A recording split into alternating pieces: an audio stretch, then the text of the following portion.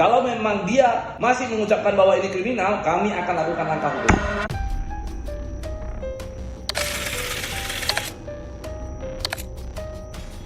Bang, FA bilang nih katanya polling yang diadakan oleh para donatur itu kriminal katanya, terus mau melaporkan para donatur itu gimana?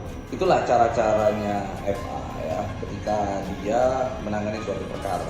Kepintarannya itu dipakai justru untuk memberikan momok kepada orang, lalu mengambil momok itu, menjadikan momok itu sebagai kelemahan orang lain. Jadi teman-teman, gak usah khawatir, karena kenapa? Itu adalah caranya dia. Jadi sesungguhnya yang takut itu sekarang adalah dia gitu loh. Karena kondisinya sekarang polling ini berjalan terus. Dia khawatir polling ini sukses. Ketika polling ini sukses, maka potensi Agus untuk mendapatkan uang tersebut juga bisa jadi sirna. Sehingga dia memberikan ketakutan-ketakutan itu terus-menerus. Dia jadikan ini sebagai momok supaya donatur-donatur khawatir untuk ikut serta dalam mengisi polling tersebut gitu. Bukan begitu ya?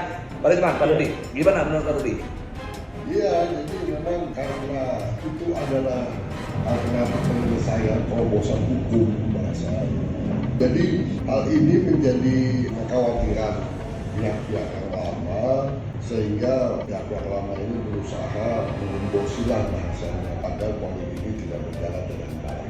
Padahal kita tahu semuanya penyelesaian sengketa ini, permasalahan ini udah deadlock secara mediasi.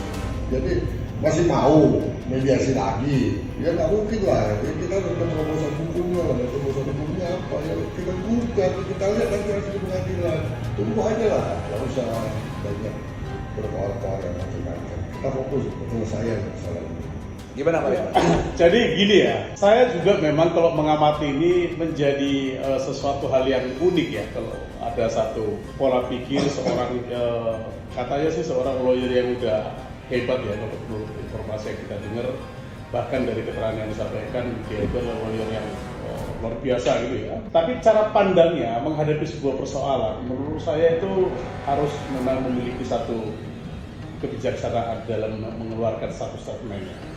Ketika ada satu, katakanlah ini adalah bagian daripada regulasi yang dimana polling ini dianggap sesuatu hal yang menakutkan sehingga kebakaran jenggot menurut saya, tentunya harus lebih mempertahankan tanpa harus menyerang dan akan mengancam melaporkan donatur lah dan lain-lain ya.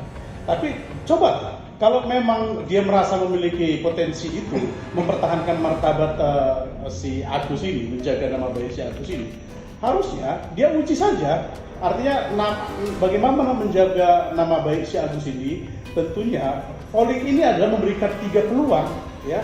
3 peluang yang dimana kalau memang orang respect dengan cara yang bersangkutan ini menjaga nama baik Agus ini sebagai termasuk orang yang di belakangnya adalah mereka-mereka ini, pastinya polling akan mengarah ke situ ya. Ini integritasnya itu diuji, bukan malah jadi melakukan satu intimidasi dengan cara menyerang dengan perkataan akan melaporkan lah. Memang ini pekerjaan dari dulu saya lihat, melaporkan sana, melaporkan sini. Emang udah berapa banyak sih orang dilaporin? Saya bingung. Untuk melaporkan orang itu hak daripada setiap warga negara. Itu yang penting diingat. Siapapun bisa melaporkan. Tapi bagaimana menjaga nama baik si Agus ini, bagaimana menarik empati masyarakat. Polling ini fair. Polling ini fair, tidak dimonopoli. Artinya diberikan peluang siapapun yang memilih, misalkan apakah mau dikembalikan ke Agus atau mau dikembalikan ke pihak yang lain yang membutuhkan atau mau dikembalikan kepada donatur, itu fair.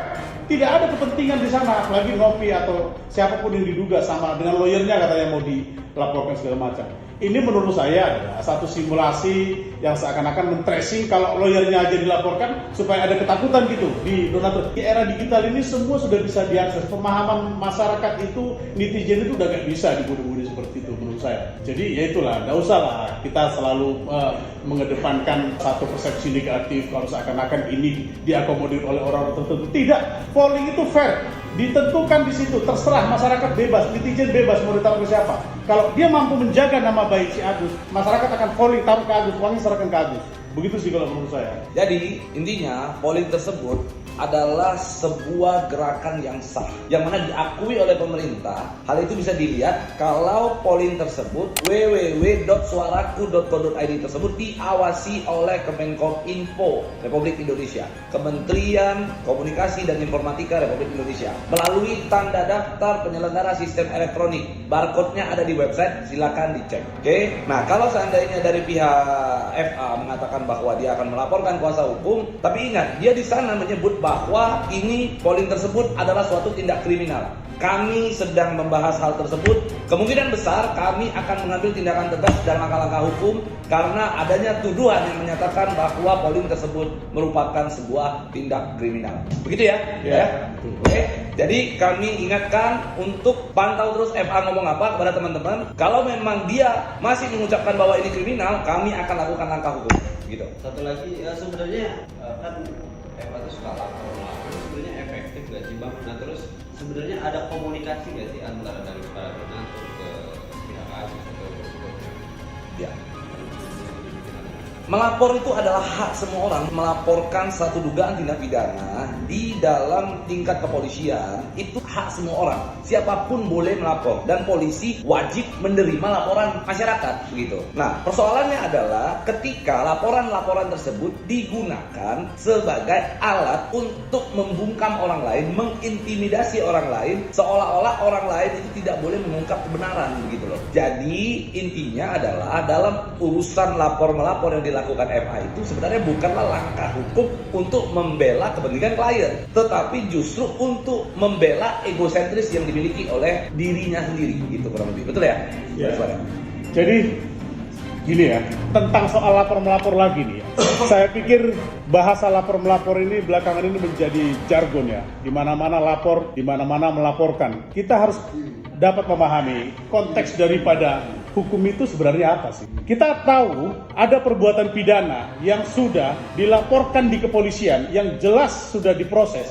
Ya. Itu di kepolisian maupun di kejaksaan lebih mengarahkan untuk bagaimana supaya persoalan hukum ini menemukan jalan terbaik melalui restoratif justice, ya. Sedangkan kepolisian saja mengarahkan untuk restoratif, untuk berdamai, ya. Sudah di kepolisian ini, di kejaksaan juga dibuka juga restoratif justice memungkinkan apabila para pihak itu bersepakat, gitu ya. Artinya persoalan lapor-melapor segitu banyaknya persoalan di kepolisian atas laporan-laporan masing-masing masyarakat atau siapapun itu membuatkan laporan. Kepolisian saja itu mengharapkan supaya berdamai. Lah kita ini kalau dikit-dikit mau melapor, kita ini mau duduk bersama nggak sih untuk menyelesaikan masalah ini? Ini kepentingan Agus loh yang mau kita selamatkan ya. Saya nggak tahu nih, besok nih kalau tertekan psikologisnya terjadi hal-hal yang tidak diinginkan oleh karena tidak mampu dan depresi, siapa yang mau bertanggung jawab terhadap kondisi itu? Ini bukan persoalan siapa yang mau bertanggung jawab secara hukum, tapi secara moral akibat daripada apa yang telah terjadi yang tidak bisa kita kendalikan dengan baik menyebabkan ada orang yang akhirnya depresi. Saya sudah sampaikan, justru di kepolisian saja diharapkan laporan yang sudah masuk aja diharapkan supaya kalau bisa berdamai para pihak. Lah ini kita masih mau melaporkan lagi. Lah sudahlah, kalau memang masih mau bisa memikirkan si Agus, kalau toh memang benar ya mementingkan kepentingan pokok awalnya, ya sudah duduk bersama gimana caranya. Sudah diundang kemarin, ya nggak tahu berapa kali sudah diundang ya, di surat itu resmi, ya tidak datang. Alasannya apa dan segala macam. Ya oke lah sah-sah saja. Tapi kan harus ada take and give lah. Lah kita sudah datang silaturahmi, ya hubungi saja, gitu loh. Saya berpikir sih seperti itu supaya ini menemukan titik penyelesaian yang lebih baik lah untuk si Agus. Saya nggak memikiri masalah laporan-laporannya itu. Gitu. Persoalannya saya pikir adalah bagaimana Agus ini.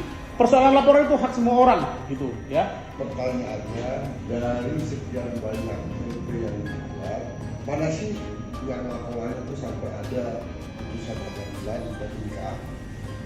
Nah, kalau netizen saya tahu itu, informasikan kita.